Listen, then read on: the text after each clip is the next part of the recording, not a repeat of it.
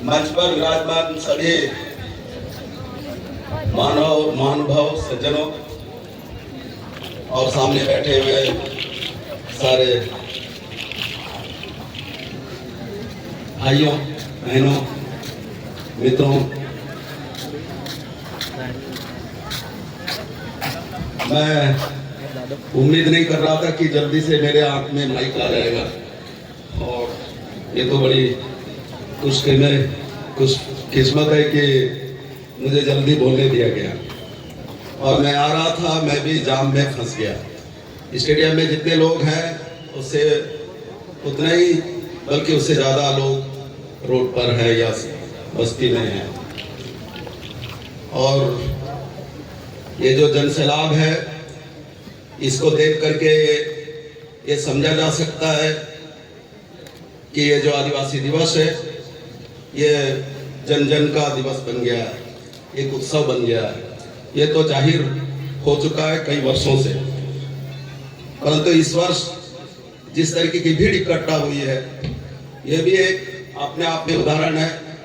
और कई कई कई चीजों को सामने रखने की कोशिश है।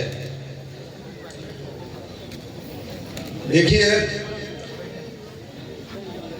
ये जो विश्व आदिवासी दिवस है इसके पीछे बहुत सारा हिस्ट्री है और उस पर नहीं जाना चाहता। मूल बात यह है, उसको पढ़ने के बाद आप देखेंगे कि हमारे देश के अंदर जब संविधान का निर्माण हो रहा था तब हम लोगों के लिए 2 अनुसूचियों का प्रावधान किया गया, 5वीं और 6वीं और भी है, पर ये मूल रूप से आदिवासियों के लिए था। और ये भी एक नोट करने की चीज है कि ये जो इलाका है ये 5वें अनुसूची का इलाका है और मध्य भारत का इलाका। ये इलाका 5वें अनुसूची के दायरे में 1975-76 में आया, उसके पहले नहीं था, सामान्य रूप से चल रहा था जैसे दूसरे इलाकों में राज चल रहा था। लेकिन क्या बदला, इस पर भी विचार करने की जरूरत है, पर मैं इस पर नहीं जाऊंगा बहुत ज्यादा कुछ। लेकिन एक बात हम सब लोगों को नोट करने की चीज है कि जैसे जैसे विकास की बात होने लगी तो आदिवासी इलाकों में वही बागान बनने लग गया, वही घराने शुरू हो गई, वही कारखाने शुरू हो गए, उससे आदिवासी की जमीन लेना शुरू हो गया, खारदारों के लिए, बांध के लिए, खदानों के लिए। और इसके बाद दुनिया भर में और देश के कई हिस्सों में, खासकर झारखंड के इलाकों में इस पर काफी आंदोलन हुए और जबरदस्त आंदोलन हुए और देश के बहुत सारे जो एनजीओ हैं और स्वतंत्र संगठन ये लोग भरसक कोशिश करते रहे कि ये जो 5वीं अनुसूची जो लागू है ये दरअसल काम नहीं कर रहा है, क्या किया जाना चाहिए।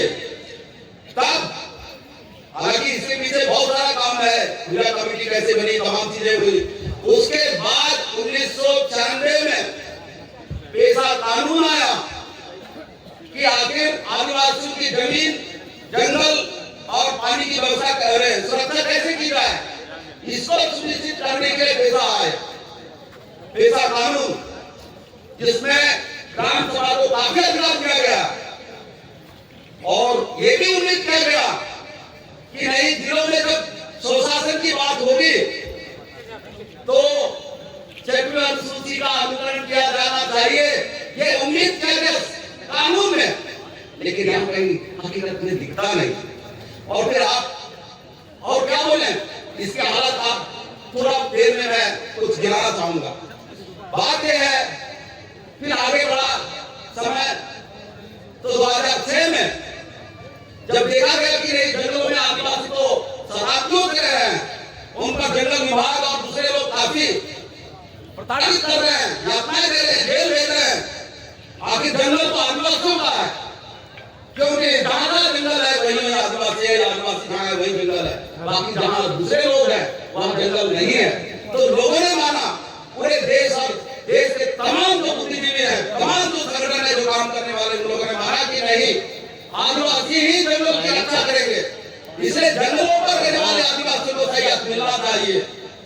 तब हेलो 2006 में वनाधिकार मान्यता कानून आया। बीच मतलब मंच अभी के दो सामने महत्वपूर्ण कानून हम लोग के लिए बने।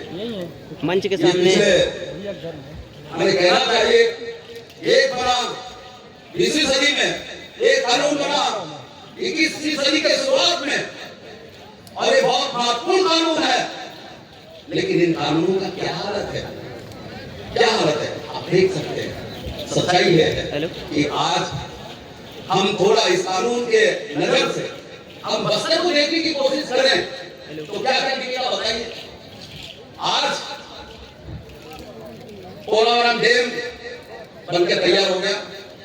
वहां के मुख्यमंत्री ने ऐलान कर दिया कि अगले 2027 तक मंच के सामने डैम तो बन गया, अब उसको बांधने वाले पूरा।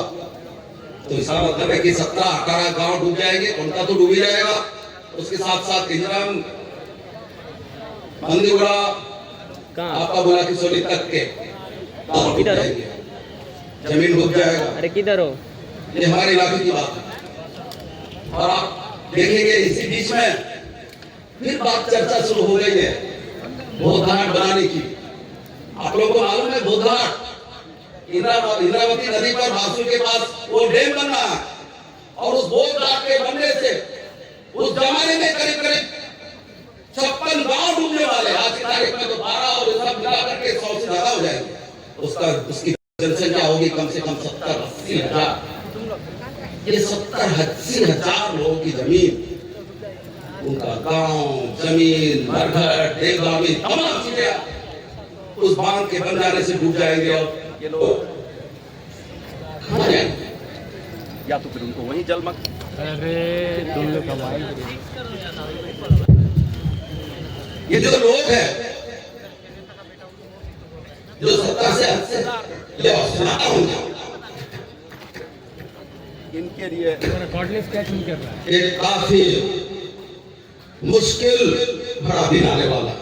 तो मैं कह रहा था कि ये बोधघाट के बनने से पूरे बस्तर के मूल समाज के सभी जातियों के लोग, मूल समाज के सभी, तो चाहे एसटी हो, एससी हो, ओबीसी हो, सब उसमें समा जाएंगे। और आप बताओ, जमीन तो कहीं नहीं है बस्तर के अंदर या आंध्र प्रदेश में। लोग हमारे लोग जा करके बस गए और हैदराबाद तक पहुंच गए, विजयवाड़ा तक पहुंच गए जमीन के चक्कर में। अब तो उधर भी जगह नहीं है, फिर कहां जाएंगे? जमीन के बिना हमारे लोग जीवित नहीं रह सकते। जीवित रहेंगे भी तो उनकी संस्कृति खत्म हो जाएगी, उनकी परंपराएं खत्म हो जाएगी। आदिवासियों, ये कहा जाता है कि आदिवासियों का अगर संस्कृति नहीं है, रीति रिवाज नहीं है, तो वो एक तरह से मरा हुआ इंसान की तरह है, एक मात्र जीवित प्राणी होगा।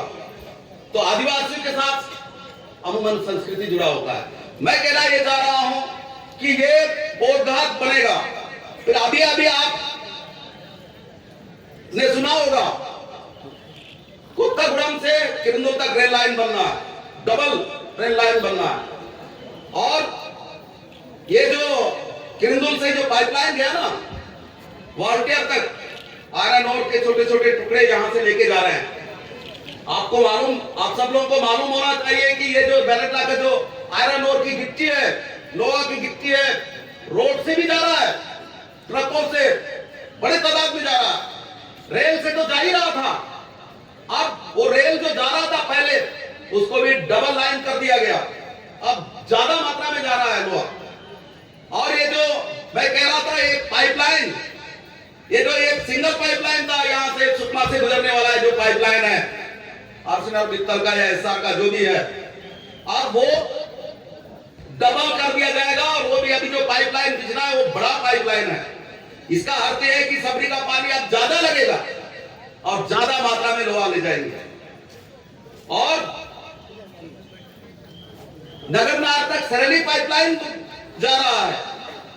ये सब, और आपको मालूम होना चाहिए कि ये सब कुछ बेलटला पहाड़ को केंद्रित करके है। और आप, मैं पहले बता चुका, एक आजकल मैंने एक छोटा सा एक पत्र लिखा है बस्तर वासियों के नाम। उसमें मैंने उल्लेख किया कि नारायणपुर दुर्कुंदल कुरान की कहानी खत्म हो चुकी। अब बैलटला पहाड़ मात्र बचा हुआ है, उसके लिए ये सब चीज हो रहा है। इधर से उधर से रेल लाइन बनाया जा रहा है, पाइपलाइन जा रहा है, ट्रकों से जा रहा है, ना जाने क्या क्या नहीं हो रहा है।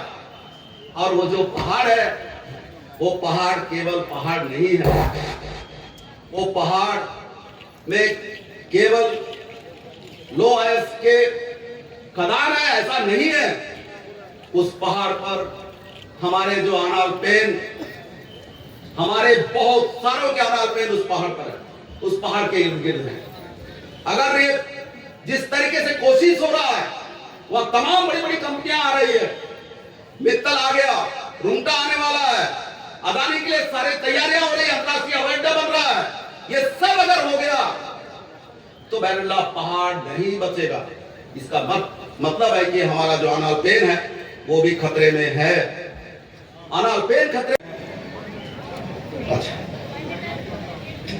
ये चिट्ठी आ रहा है, शायद मैं विस्तार से बोल रहा हूं। तो मैं कहना यह चाहता हूं कि आज इस तरीके की जगह जमीन को लेकर के बहुत बड़ी समस्या उत्पन्न हो गई है। हम जमीन नहीं बचा पा रहे हैं और वैसा ही सुकमा इलाके में बहुत सारे ऐसे जगह, कोंटा में और छिंदर में, सब जगह सुकमा में आप जाना चाहोगे कि कभी कोयला का धंधा करते थे आंध्रा के व्यापारी लोग, ठेकेदार आकर के कोंटा के इलाके में जहां जहां इन लोगों ने कोयला बनाया, राख बना करके जो व्यापार किए, उनके नाम से आज भी पट्टा है।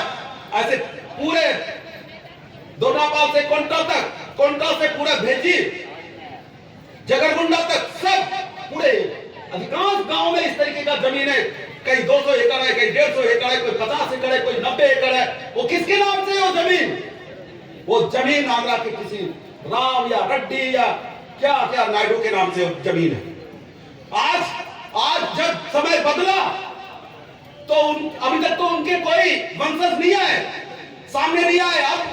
अब ये लोग जो गुंटूर में रहने वाले, विजयवाड़ा में रहने वाले, हैदराबाद में रहने वाले आ रहे हैं कि ये जो मुकरम में है, ये जो दरबारगुड़ा में है, ये जो गगनपल्ली में जो जमीन है, उसके वंशज हम लोग हैं, असली वारिस हम लोग हैं, ये दावा करने के लिए आ रहे हैं। आप जमीन बेच भी रहे हैं, जमीन बेच भी रहे हैं। ये बड़ा संघर्ष चल रहा है, संघर्ष।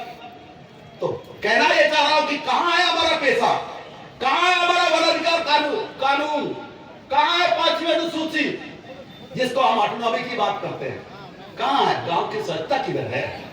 स्वच्छता का मतलब समझते हैं कि गांव को संपूर्ण अधिकार, एक तरह से संप्रभु अधिकार, जो भी फैसला करेंगे गांव का फैसला अंतिम होगा। कहां है? कौन मान रहा है? कोई मान रहा है? सरकार में बैठे सब हम लोग ने एप्लीकेशन दिया हुआ है कलेक्टर का, बहुत पेंडिंग पड़ा हुआ है, उस पर कोई फैसला नहीं हुआ। निचले स्तर पर कुछ जांच पड़ताल हुई, बात खत्म हो गई। तो मैं कहना ये चाह रहा हूं कि ये जमीन की जो लड़ाई है, ये जमीन की लड़ाई लड़ना पड़ेगा कि नहीं? मैं सब ऑडियंस से पूछ रहा हूं, लोगों से पूछ रहा हूं, क्यों भाई ऐसी जमीन के लिए लड़ना चाहिए कि नहीं? लड़ना चाहिए। तो आप सब लोग देखिए, मैं एक चीज कहना चाहता हूं, देखिए आदिवासियों के पास जमीन रहेगा तो वो सुरक्षित है, उसका संस्कृति सुरक्षित है, उनकी परंपराएं सुरक्षित है और उनका जिंदगी सुरक्षित है। अगर जमीन ही नहीं है तो सब खत्म हो जाएगा। और अभी दिल्ली के जंतर मंतर पर नौजवानों का बड़ा मूवमेंट हुआ, आंदोलन हुआ। कितने लोग सब मोबाइल रखे, सब लोग जानते हैं, आप लोग सब लोग जानते हैं कि नहीं? जानते हैं। वो किसी पार्टी के बैनर पर नहीं हुआ, स्वतः ही लड़ाई हुई।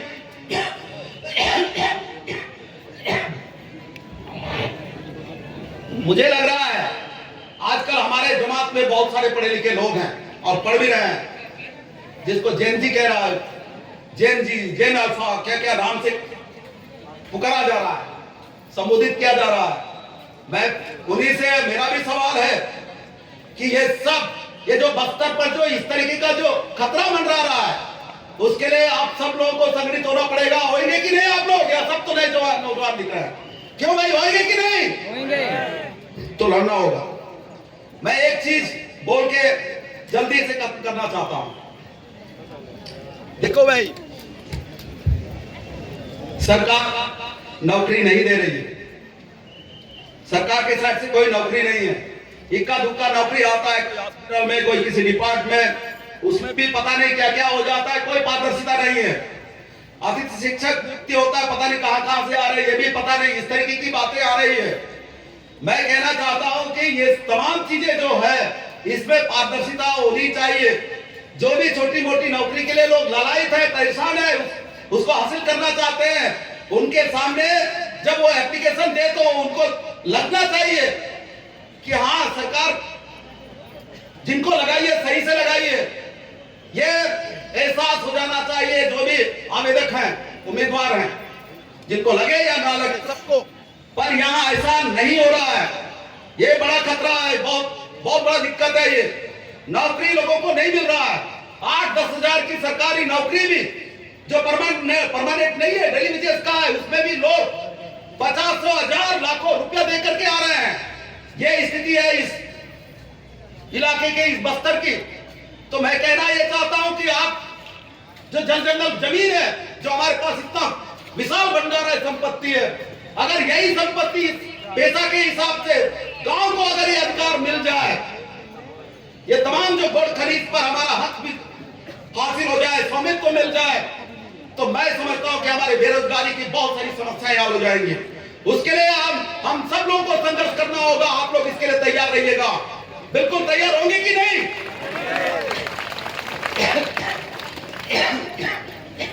मैं एक चीज, क्योंकि ये चिट्ठी आया हुआ कि मैं समय का ध्यान रखूं, बिल्कुल ध्यान रखना चाहिए कि बहुत सारे वक्ता भी है। मैं एक चीज कहना चाहता हूं है, इसको बड़ी कंपनियों से, छोटे सरकारों से यही इसी से खतरा है, ऐसा नहीं है। आजकल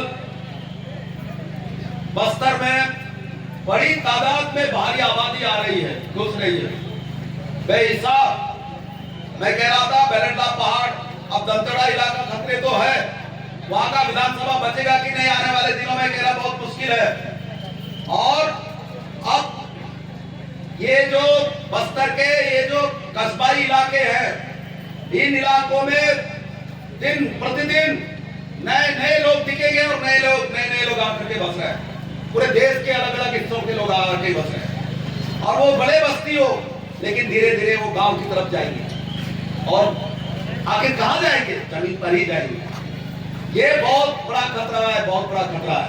मैं ये बात कह देना चाहता हूं कि आज मुझे मलकानगिरी में, जो मलकानगिरी जिला है, जो हमारा उड़ीसा सीमावर्ती इलाका, वहां के आदिवासी समाज के लोग मुझे आज 9 तारीख को वहां आमंत्रित किए थे। बोले कि आप चीफ गेस्ट बनाइए, आप बताइए आप आएंगे या नहीं। उन लोगों ने बहुत गुजारिश की, मैंने मना किया। बोले दूसरे अवसर पर आऊंगा, पर 9 तारीख को नहीं आऊंगा। क्यों बुलाना चाहते थे? वो इसलिए बुलाना चाहते थे कि 1971 के बाद मलकानगिरी का जो इलाका है, उस इलाके में बंगाली समुदाय के लोग बड़ी मात्रा में उनको बसाया गया बहुत कम लोग।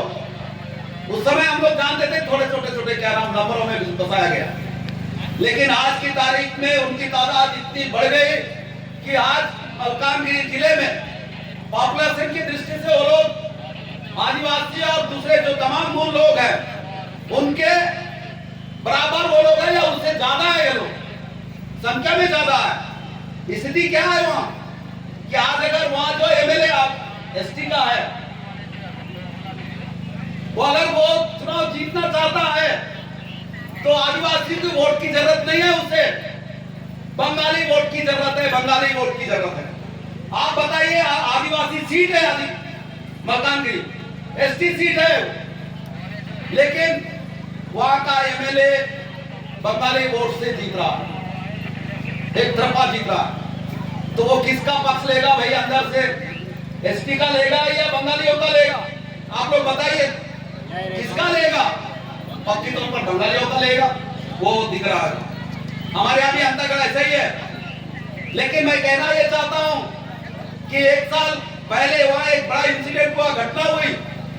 एक महिला को बंगालियों ने खेत में जब गई, उसकी बहुत घटना में विस्तार में जा रहा हूं, उसको टुकड़े टुकड़े करके फेंक दिया नदी में। उसके बाद वहां का समाज उठ खड़ा हुआ, एकजुट हुआ, सभी पार्टियां, तमाम पार्टियों का जो क्या नाम सीमाएं उसको तोड़ करके लोग एकजुट हुए और एकजुट होकर के वहां लड़े, जम के लड़े। सरकार को झुकना पड़ा एक तरह से, लेकिन सच ये है कि आज वो बंगालियों का एक तरफा इलाका हो गया। वो इलाका कभी हमारे आदिवासी मूल निवासियों का जगह था, वो इलाका आज बंगालियों का इलाका। आपका क्या है? और जिस तरीके से हम लोग भी हमने उस बात पर, मेरा कई वीडियो गया बंगालियों पर, तो तब वहां के समाज ने कहा कि नहीं, मनीष कुंजाल को बुलाना जरूरी है। आदिवासी दिवस के अवसर पर उन लोगों ने कोशिश किया, मैं नहीं गया। मैं यहाँ से उनसे माफी मांगना चाहता हूँ और मैंने माफी भी मांगा फोन पर।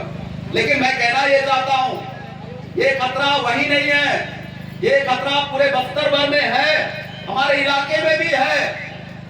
आज कई चीजें घुसपैठ की बात होती रहती है। मुझे बताइए, आदिवासी इलाकों में इस तरीके से कोई बाहरी आबादी आ रही है, बाहरी लोग प्रवेश कर रहे हैं, तो ये भी तो घुसपैठ होना चाहिए कि नहीं? क्यों भाई, घुसपैठ होना चाहिए कि नहीं? होना चाहिए। मैं उस दिन गया था चिंतलनार में, दुकानों में लिखा हुआ मिलेगा आपको। क्या लिखा है? कोई भी बाहरी लोग आए तो सूचना दीजिए। बाहरी मतलब क्या बोलते हैं? प्रवासी लोग, बाहरी लोग, संदिग्ध लोग आए तो हमें सूचना दीजिए। वहां लिखा है वो नक्सलाइटों के मामले में या उससे संबंधित गतिविधियों के बारे में।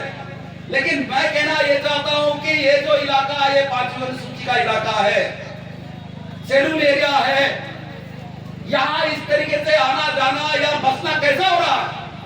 और जहां तक बंगालियों का मैंने जिक्र किया, बंगाली जहां जा रहे हैं, एक आदमी को जगह दीजिए और एक साल के अंदर 50 लोग आ जाएंगे।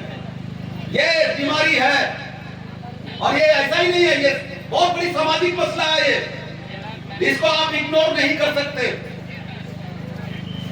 बिल्कुल इस पर बात होनी चाहिए। और ये खतरनाक चीज है, अगर ये हम लोग आदिवासी दिवस के दिन इस मामले पर बातचीत नहीं करेंगे तो किस पर बात करेंगे? किस पर बात करेंगे बताइए? बंगालियों का बहुत बड़ा हिस्ट्री है इस इलाके के अंदर भी। आप कहना चाहोगे उन लोग आए, हमारे लोग का जो केजा था, केजा कौन कौन करते थे? धाकड़िन करते थे, राउतिन भी करते थे, महारिन भी करते थे, आदमी भी करता था। वो सब केजा जो गांव-गांव घुमाते थे, बंगाली आने के बाद एक झटके में खत्म हो चुका।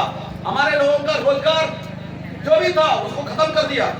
और आज अगर हम सोचे इस पर कि नहीं, ये जो गांव-गांव में जाकर के जो क्या-क्या घुमाते हैं, सुबह-सुबह पहुंच जाते हैं, ये काम तो हमारे लड़के भी कर सकते हैं। हम लोग ने कई जगह ये बात कहा कि हमारे जो लड़के, पढ़े लिखे लड़के हैं, नौकरी नहीं मिल रही है, क्या करेंगे ये अपने जीवन के लिए? तो कम से कम ये जो बंगाली लोग गांव-गांव केजा करके घुमा रहे हैं और उसी से उनकी जिंदगी गुजर रही है और अच्छा से गुजर रही है। ये करके ये लोग सुकमा में लाखों रुपए का जमीन भी खरीद रहे हैं, जगह जगह खरीद रहे हैं। तो मैं कहना ये चाहता हूं कि ये काम हमारे लोग क्यों नहीं कर सकते हैं और क्यों नहीं करना चाहिए? करना चाहिए कि नहीं? पर नहीं कर रहे हैं।